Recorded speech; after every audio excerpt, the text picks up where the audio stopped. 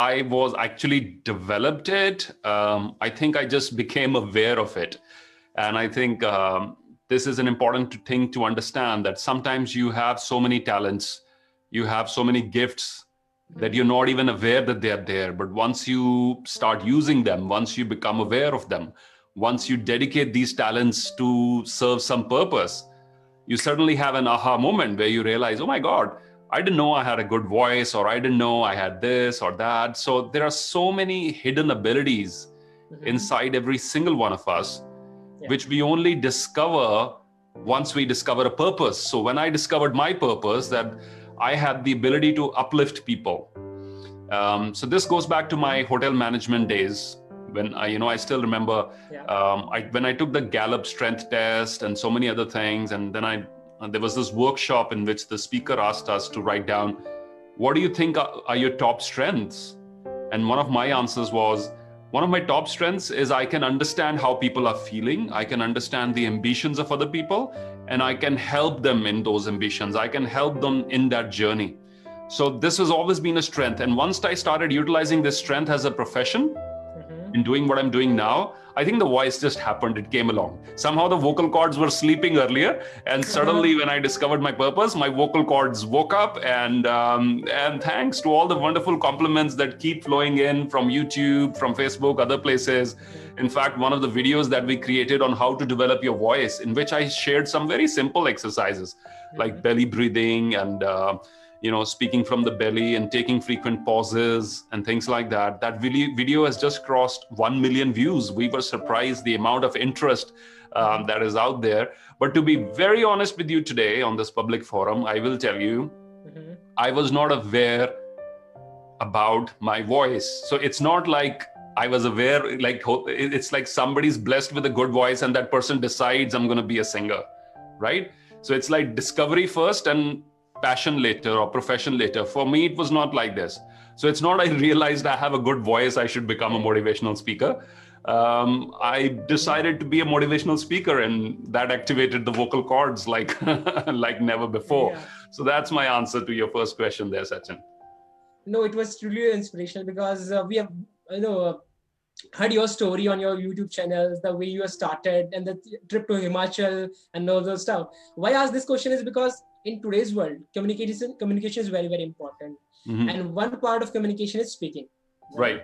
The way you convey your message, whether you are entrepreneur, whether you are into business, whether you are into relationships as well, right? True. Communication and speaking is very, very important. Of course. Especially in a virtual world now, it's become even more important. Now that people are not able to meet face to face, text messages can often be misunderstood. One spelling mistake and one wrong emoji and or some delay or something, and people are liable. We're human beings, right? Communication is vital for relationships to flourish. Communication is vital for relationships to flourish.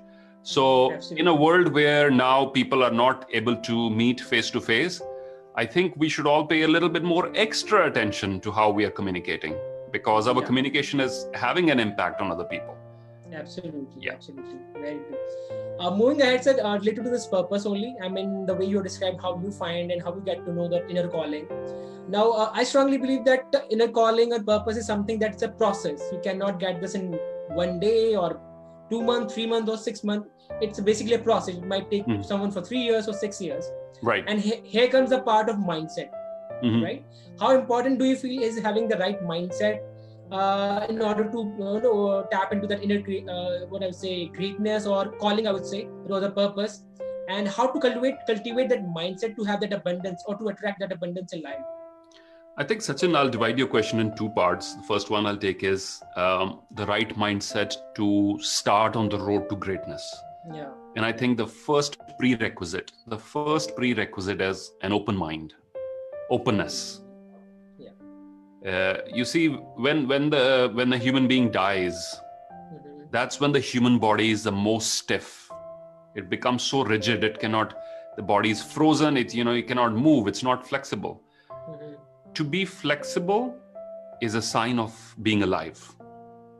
Flexibility is a sign that you are alive. Adaptability is a sign that you are alive.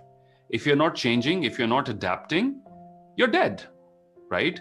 Absolutely. And in the same way, the first prerequisite to greatness is an open mind. And what I mean by open mind, in Zen Buddhism, they have this term which is called the beginner's mind. So, beginner's mind says, I will set aside everything that I know, I will put it aside. I will not walk into any situation thinking that I know anything. I'm a beginner, Yeah. right? So, when you approach things from a beginner's mind, that is when you can set aside any sort of preconceived notions, and you can suddenly discover that now you have so many aha moments. There are so many teachers available to you. Even the little child in your home is a teacher. The book that you read is a teacher. The movies that you watch, the music that you hear, the songs that you hear, the people that you meet. Suddenly, everything in the universe becomes a teacher. And how that happens? It happens because you've now come with an open mind. They say for the human mind and the parachute to work, they both should be open, right? Yeah. So if I say I want to pursue greatness, I want to become great, I want to do something remarkable in my life, the first thing you must do is remove your ego, remove the preconceived notions, remove what you think that you know, right? And then approach everything with an open mind. And you will see that there'll be so many people willing to teach you, so many resources, so many opportunities. That is the first step in cultivating that mindset. When you talk about the mindset specifically. The second thing I want to share with you in the mindset part is gratitude, right? A lot of people are not able to make the best of their life or enjoy their life journeys because of the lack of gratitude, because we're constantly comparing ourselves, right? We are comparing our spiritual journeys also. We are comparing our professional development also. We are no doubt comparing our financial success and other sort of goals, but we're constantly comparing. And you know what happens when you're comparing? You're canceling out everything that is already within you. Just because someone else has maybe one or two things more or 1 or 2% better than you, you are canceling out all the progress that you have achieved in that comparison. So I would say the second most important prerequisite for any individual to unleash their greatness is to understand that you are a unique individual on a unique journey. So therefore, stop comparing yourself, right? Absolutely. I think it was the famous philosopher Rumi who said it beautifully, Sachin. He said, don't go after the stories that have come before you. Learn to unfold your own myth. And I think that's what we need to do. We need to unfold our own story. We need to get inspiration from others. We need to learn from others, no doubt about that. But also understand that my story is going to unfold in a very different way than that of other people, right? And I have faith in my story. That's important, right? Just because somebody else had step 1, step 2, step 3, step 4 in their journey, I can't expect my journey will be similar. I will also have step 1, step 2, step 3, step 4. So when step 3 doesn't happen, you say, oh my God, something is going wrong. But that is a moment you need to have trust and faith. And you need to tell yourself, maybe God has created a shortcut for me. Maybe the universe has created a shortcut for me. Or maybe I'm going to go on a different path. And to have faith in that. So 2 or 3 things as I sum up my answer about the mindset required to pursue greatness. Number 1 is the beginner's mind. Set aside everything that you know, right? Come with an open mind, a receptive mind. Number 2 is come with an attitude of gratitude. And number 3, stop comparing yourself and your journey with other people. You will certainly find there is so much peace inside you. And when there is peace, that is when you can pursue your passion. Absolutely. When there is a fight going on inside you, you're too busy fighting anyway. You can't do anything. When there is peace, when there is, it is decluttered. If you walk into an empty room, Sachin, you buy a new house, for example, you walk into an empty room. You have so many ideas suddenly. Oh, I can put that thing over there. I can put that thing over there, right? And if your space is already cluttered, if a house is already full, then new ideas don't come in, right? You're thinking, I already have too much furniture, too many plants, or too much of this. So then the ideas don't come in. So good ideas come in when there is empty space. Learn to create that empty space inside your mind. good ideas come in when there is empty space. Inside your wardrobe, there are sales going on right now for every major company trying to sell clothes and everything. You get better ideas for your wardrobe. You get better ideas for your house. You get better ideas for your mind when you declutter. So it's very important to keep that clean, empty space. Yeah. Absolutely. I mean, this is so powerful, especially the example that you have shared, this house or declutteredness. You need to have that's really powerful, because it's very, very important when you are pursuing that passion, especially for my personal experience. Also 2 years back, again, credit goes to you as well. Listening to your content, to your videos, that really helped me out. I'm so happy to hear that. I'm so happy to hear that. And my team is so happy to hear that. They're all listening to this. That's something that we just record and we put out there has the ability to impact your life. We are so grateful. We are so happy to hear that. Absolutely, sir. My pleasure. I mean, it's so important to that have declutteredness, or at least go with the mind that, okay, whatever happened for a reason. And I will just go with the learning mindset. And that trusting the process, right? Have a trust, have a faith, either on your God, on your gut feeling, or whatever you call it, on your karmas, whatever you admire. So it's very, very important to have that trust. And again, gratitude is something that is very, very important. It changes everything. It changes everything. Gratitude changes everything. It's like you're looking at your own life from a fresh perspective. You know the old story, Sachin goes, Mullah Nasruddin story. Osho narrated it once. He said a very rich man, and he would keep a bag. He would keep a bag always. He would have a bag, very rich man. My bag is empty, by the way, okay? This is just for demonstration. So this very rich man, he had his bag full of gems and jewelry and all his money and all his dollars and all his rupees and everything was inside this bag. And you know how he would hold his bag? He would hold his bag like this. Yeah? You with me? He would hold his bag like this. So, but he was not happy. He was very miserable. He had this bag with him, but he was very miserable. So he asked everybody, he said, show me somebody who can tell me where I can buy inner peace. I have all the money in the world. I have rubies. I have gems. Show me somewhere where I can spend the money and buy inner peace. So people gave him different answers. He couldn't find where to buy inner peace. So then the village idiot, nobody took the village idiot seriously, but the idiot in the village told him, he said, hey, go to that village. Take my reference. There is a guy over there. He will teach you how to find inner peace. So he says, okay, I've tried everything. Let me listen to what this village idiot has to say and let me follow his advice, right? For a change, because I need inner peace. I have the money. I need inner peace. So he goes to that village and there he meets the man whose name is Mullah Nasruddin. So he's sitting on the top of the tree. He said, hello, can I help you?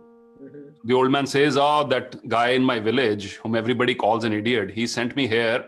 He said that you can show me the path to the inner peace.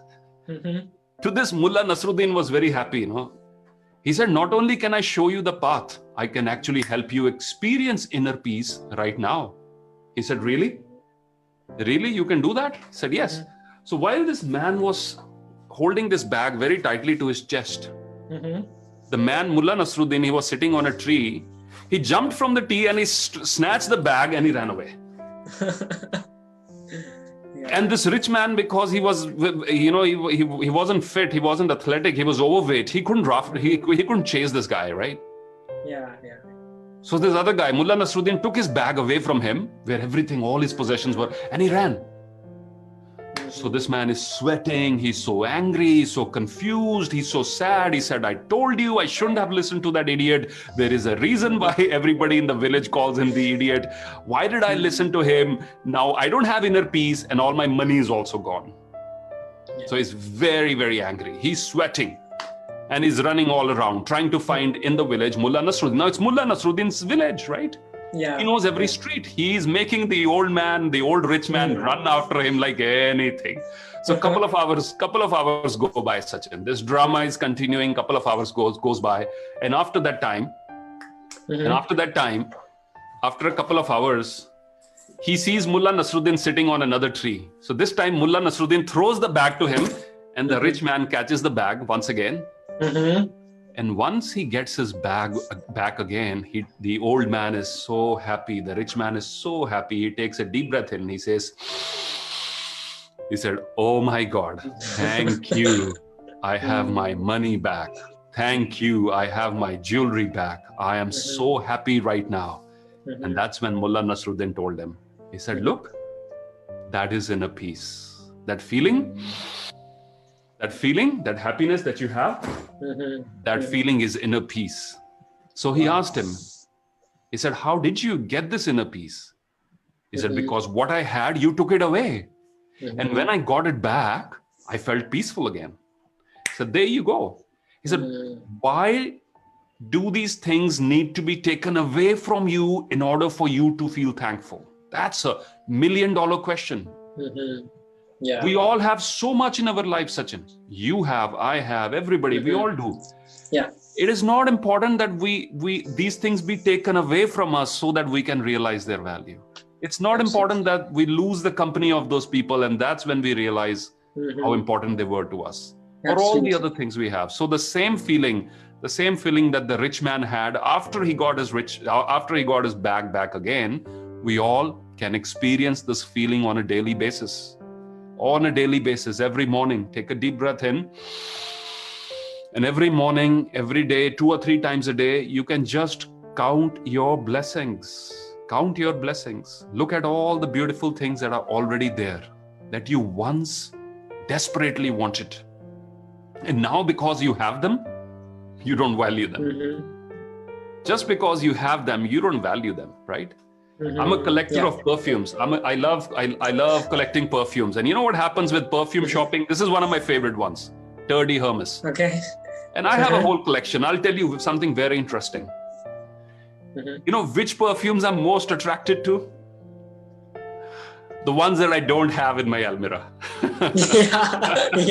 yeah, right? Absolutely. And if someone else is wearing that perfume, I'm like, oh my God, this smells so nice. I gotta buy that one, right? Or I gotta. Yeah, absolutely. And the weird part is, the moment I buy it, its value sort of goes down. Yeah, it goes absolutely. down. Yeah. I enjoy it. So what I do, I sort of hide my own perfume somewhere in a different almirah, say, to trick my mind into believing I don't have it. And then I value it even more. And I think this is what we can do with our life on a daily basis, is to appreciate all the gifts that we already have. Yeah, that's a wonderful share, Simar sir. I mean, gratitude is very, very important, as you have said, in order to move your life ahead in living that greatness or living that purpose. And one thing that common I found reading a lot of people, successful people, is that one thing that is gratitude. Harness the power of gratitude, right, in order to tap into that greatness or whatever you call it. So thank you so much for this beautiful story that you have shared. I hope the listeners got the point what you are trying to say here. Next question is, sir, about habits. So again, it comes down to your personal life. I just want to ask you, what are those top 3 habits that you have inculcated in your life when you were starting your journey, or that comes to your mind right now that really help you out in achieving the success or whatever you are today? So if you want to just share three those key habits from your life. I think you're a habits coach, aren't you? Right. Yeah. And that's why. Fantastic. The great line that you've chosen, and habits shape us who we are. Habits define us. And wonderful work, Sachin, by the way, with your podcast. I really admire everything, all the energy that you're putting into the All About Greatness podcast. I really appreciate it. This country and the world in general, we need people who will guide our youngsters. We need youngsters like yourself who will guide other youngsters, right? And so it's not necessarily old people like me who will guide others. You are not old, sir. I mean, not at all. Not at all. It's when the young people lead other young people. It fills me with a lot of hope that leadership can happen at that level. So when you talk about certain habits about me personally, which have shaped me, shaped my perspective on life and made me who I am today, I think the number one that still plays a very important role is think different. That's the number one habit. Think different. That you don't have to follow the crowd. That's number one habit that I have. Is what about if the crowd is wrong? If everybody's doing something that does not make that thing right, but we are conditioned to believe what everybody is doing is the right thing to do. If person XYZ, they're all doing this thing, I should be doing it too. Hey, what if everybody's wrong? What if they're all wrong, right? And what if your idea was good? And what if you did not follow your idea just because you were afraid or you didn't have other people to look up to? So it's really important that you develop this courage to believe in your ideas, Develop the courage to believe in your ideas. It's really important, because following the herd is very simple, very easy. Just follow the path everybody else is following, and you will get the same results which everybody else is getting. This is the tricky part we don't understand. When we complain about how miserable my life is you got to understand you're making the same decisions that you were making 10, 12 years ago. If you don't change what you're doing on a daily basis, you don't get different outcomes. The same way, if you're doing what everybody else is doing with your career, with your business, with your thought processes, with your health, you're going to get the same results which everybody else is going to get. So have the courage to think different. Be bold enough. This is my number one habit, if you call it, or perspective in life that shapes me who I am. Number two, risk-taking. Risk-taking, really important.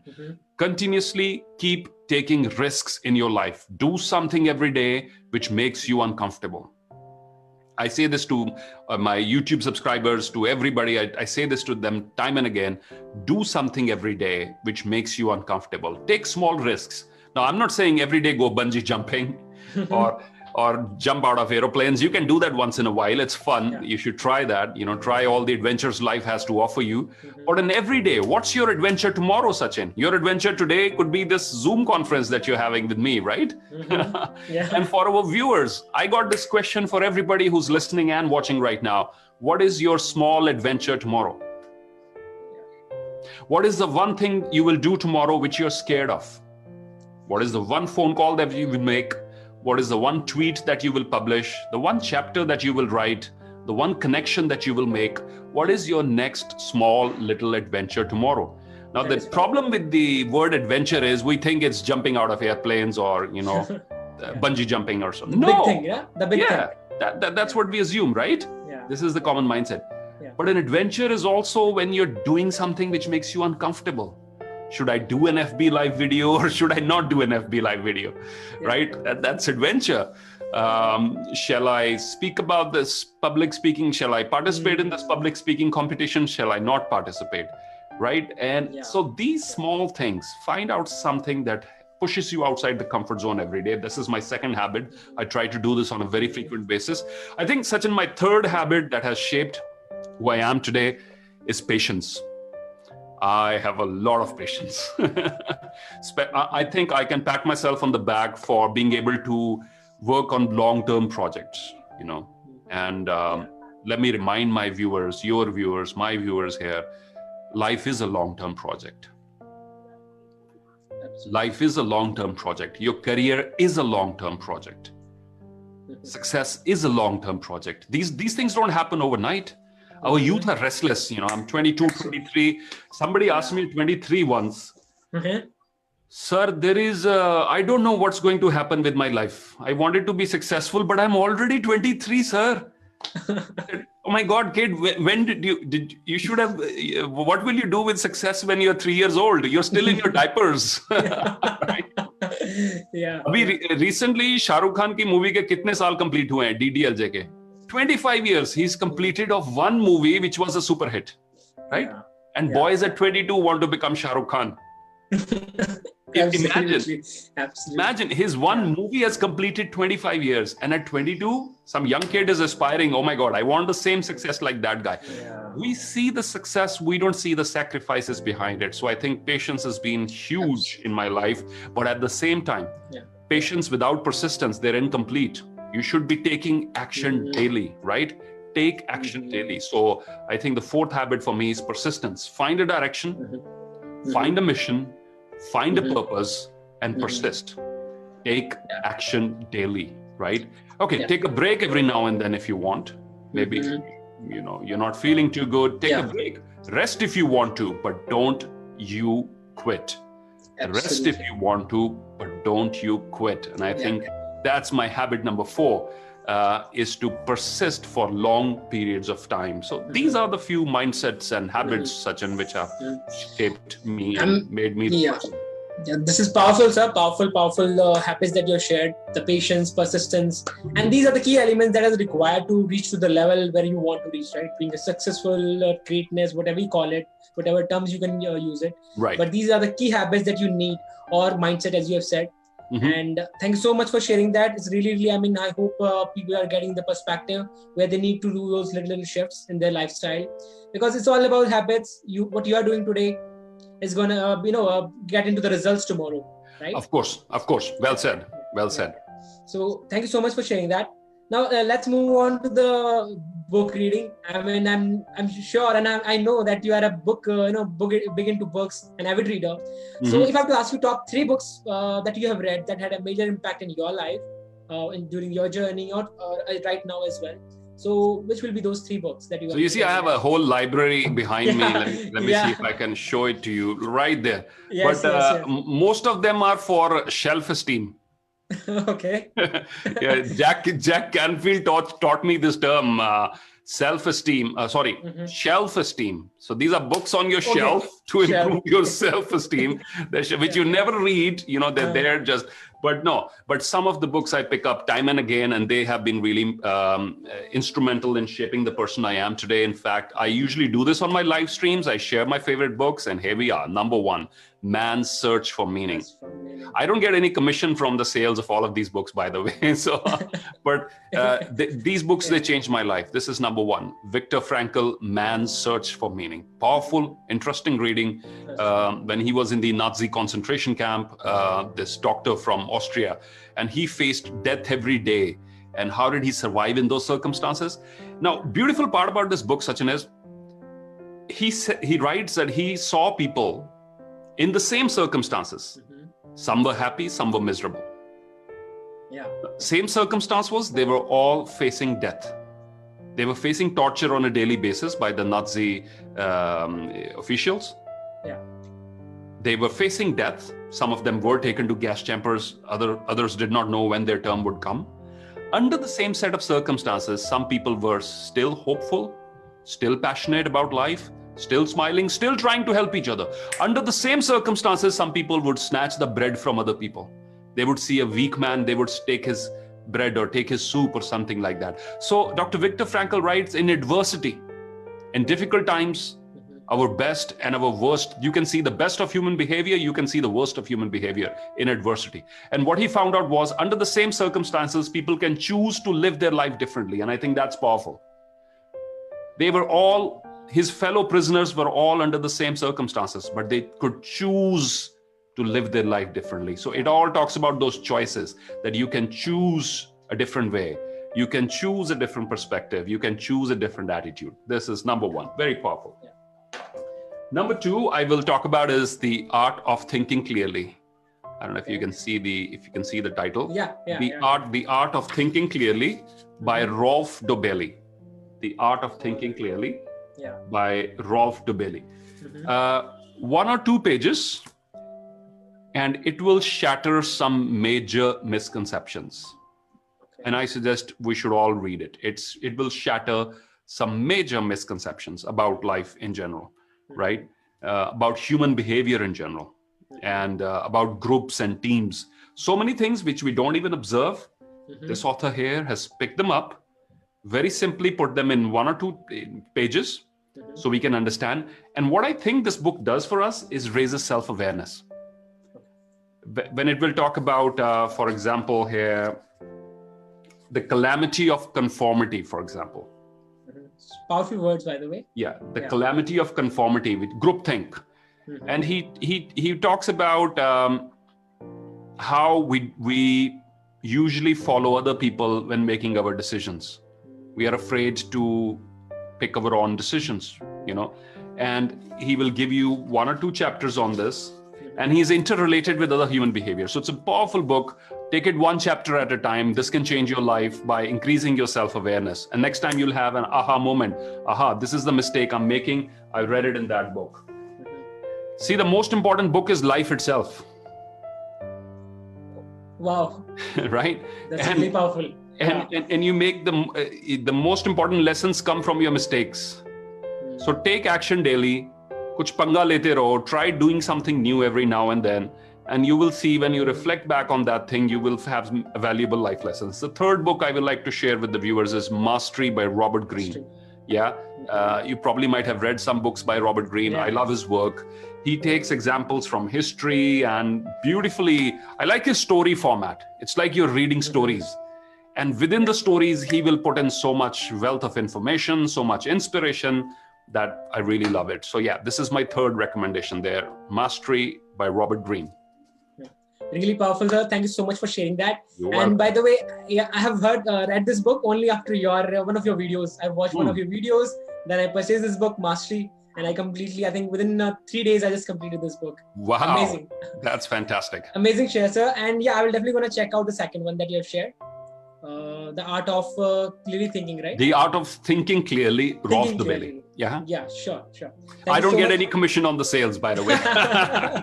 Maybe I should. Yeah. Thank you so much. So now let's come to the last. I will ask you 3 rapid questions, and you have to sum them up in 1 sentence or 2 sentences. Okay, ready? Yeah, let's go. Yeah. Okay. First question is, so what does the word greatness means to you? The word greatness to me means number 1 is defeating your internal enemies, defeating your bad habits, defeating your negative mindset. Guru Nanak Sahib, he wrote it beautifully. He said, "Man jeete jag jeet." Man jeete jag jeet. जिसने मन को जीत लिया वो दुनिया को जीत सकता है. That means the toughest war that you must fight is with the negative stuff inside your head. Absolutely. The negative pictures that you create, the negative sounds that you hear, the negative mindset that sort of takes hold of you, at times in order to break that. So I think greatness to me means being able to be all that you can be all the potential, explore the full potential of that you came embedded with.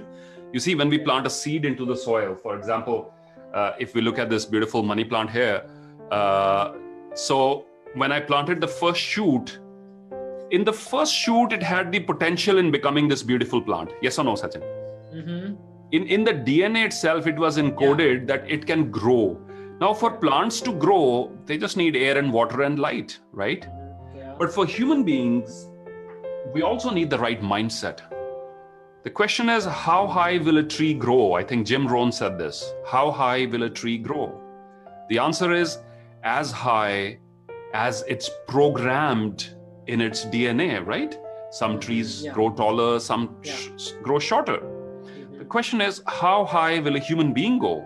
How great can a human being become? Yeah. And this has very little to do with the DNA.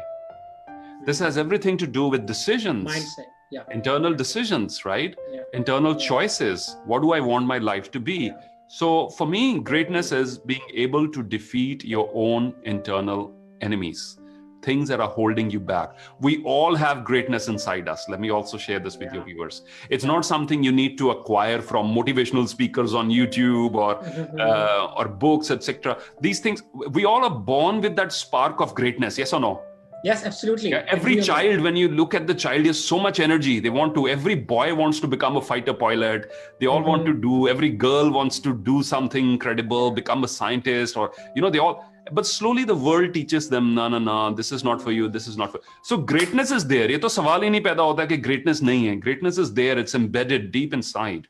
Yeah. What happens is, in the life journey, we are conditioned to believe, oh, you are not great. That person is great. Yeah. You can't be great. That individual is great, right? So suddenly what happens is, has that ever happened with you, Sachin, that you don't score well in one exam once and twice? Let's take math. A lot of kids don't do very well in math. Let's say the first attempt, the child scores average on math, and he will say, I didn't score very well. Absolutely. So he goes back home and his father tells him, you are not good at math. You're just like your mother, in fact, So don't even bother taking admission in non-medical or something or becoming an engineer. You, my son, are no good at mathematics. He sort of says, okay, I will not accept this. But second time he gives it the exam, again, he's not scoring very well. This time he says, maybe my dad was right. Yeah. I think it happened with everyone. I mean, we all have gone through such experiences. Right. The third or fourth time, what happens? He again scores average in math and he goes and tells his friend. So his friend asks him, how did the exam go? And he would tell his friend, I'm not very good at math. So my exam did not go very well. Now it has become part of his thinking. This is where the damage happens.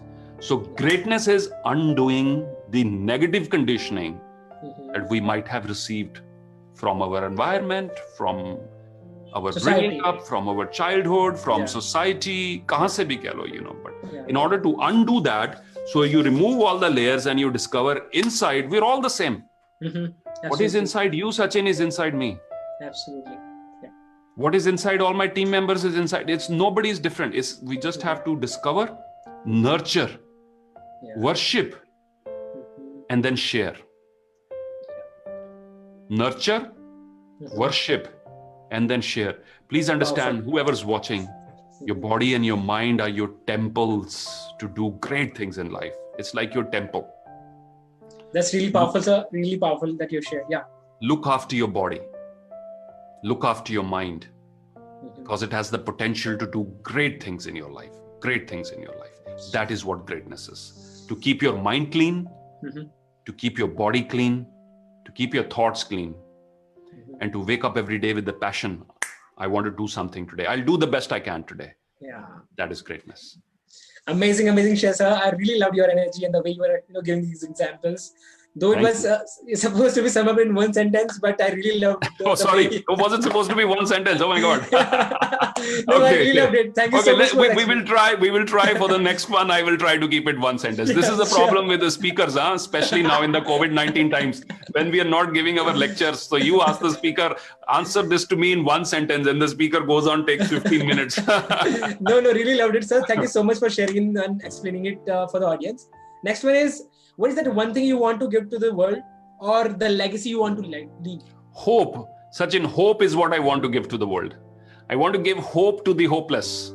People who have lost hope, if they can regain their hope in some way, if God has given me the power through my words, through what I have to say, if I can give even an ounce of hope to someone who has lost hope today, I will consider my life successful.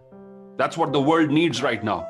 Hope. Absolutely. That's what this country needs right now. Hope that we can become great, that we are not lacking anything. That's what young people across the world need right now. Hope that through our actions, through our diligence, through our commitment, we can create a better world. That's what we need right now. So if the one thing I want to give to the world today and until my last breath, I hope, is hope. Hope. Amazing, sir. Thank you so much for this perspective. The last one is one advice from your end to the people, those who are watching, to the audience. Anything you want to share? I would like to just say that it's a difficult time right now for many individuals, many families, many businesses, especially due to COVID-19. The economies have slowed down across the world. People are going through very rough circumstances. And for some people, they've lost their jobs, their businesses have closed down. So it's a tough time. And the one message that I would like to give people across the world, whoever's watching, whoever's listening at this point of time, is have faith, right? Have faith in a better future. Have faith in a better tomorrow. Have faith and then work towards that better future. Work towards that better tomorrow, right? But don't lose hope, whatever may happen, because this is the eternal law of nature. Change is the eternal law of nature. It was written in the Bhagavad Gita as well. The change is the eternal law of nature. You know how uncomfortable we get when we face change? Yes, no, Sachin?